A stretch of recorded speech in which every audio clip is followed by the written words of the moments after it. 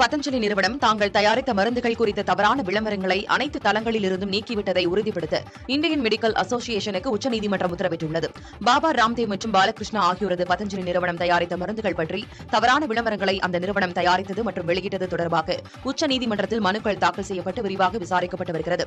ஏற்கனவே இந்த விவகாரம் தொடர்பாக பாபா ராம்தேவ் மற்றும் பாலகிருஷ்ணா ஆகியோர் மன்னிப்பு கோர உச்சநீதிமன்றம் உத்தரவிட்டிருந்த நிலையில் அவர்கள் நிபந்தனையற்ற மன்னிப்பும் கேட்டிருந்தார்கள். இது தொடர்பான அறிவிப்புகளை ஊடகங்களிலும் நாளிதழ்களிலும் வெளியிட்டிருந்தார்கள்.